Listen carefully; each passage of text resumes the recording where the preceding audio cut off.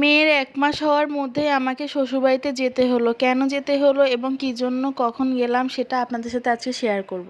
Hello everyone, আসসালামু আলাইকুম। কী অবস্থা সবার, কেমন আছেন আপনারা? আই হোপ আপনারা ভালো আছেন। আলহামদুলিল্লাহ আমরাও ভালো আছি। তো এই তো বাবার বাড়ি থেকে রওনা দিয়ে দিলাম মেয়ের ১ মাস হওয়ার মধ্যেই। আসলে আমি রওনা দিয়েছিলাম এজন্যই, বাবুর বাবা বারবার বলতেছিল যে কুরবানি ঈদ সামনে, আর এই কুরবানির ঈদেই বাবুর আকিকাটা দিয়ে দেওয়া। তো যেই কথা সেই কাজ, আল্লাহর নাম নিয়ে আমরা রওনা দিয়ে দিলাম। এরপর বাবুর দাদা বাড়িতে ওকে খুব সুন্দর করে ওয়েলকাম করা হলো। সবকিছুই আমাদের অজানা ছিল, আমি তো খুবই সারপ্রাইজড হয়ে গিয়েছিলাম। যাই হোক, সবকিছুর জন্য আলহামদুলিল্লাহ আল্লাহর কাছে লাখ লাখ কোটি কোটি শুকরিয়া। সবাই মাশাল্লাহ বলে যাবেন, মাশাল্লাহ বলতে কিন্তু কেউ ভুলবেন না। এবং আমার ভিডিওগুলো ভালো লাগলে আপনারা অবশ্যই লাইক, কমেন্ট এবং শেয়ার করে দিবেন। আর এখন আপনারা দেখবেন আমার কিয়ান পাখি প্রথম যখন দাদা বাড়িতে গিয়েছিল তখনের ভিডিও। তখন ছিল কিয়ান পাখির প্রায় 6 মাস। প্রথম দাদা বাড়িতে যাচ্ছিল কিয়ান পাখি, তো কিছুই বুঝে উঠছিল না। যাই হোক, তাও সে খুবই খুশি ছিল।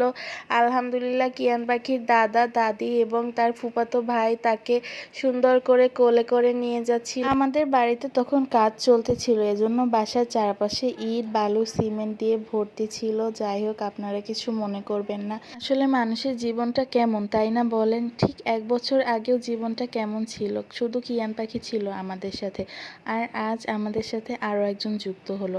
সব কিছুই আল্লাহর ইচ্ছে এবং আল্লাহর কাছে লাখ কোটি শুকরিয়া। তো তারা ঘরে যেয়ে বসেছিল, তারপরে একটু ফটোশ্যুট করলো কিয়ান পাখি এবং তার ফুফাতো ভাই, তার দাদা। এই তো তারপরে আমাদের জন্য তারা সারপ্রাইজ প্ল্যান করেছিল।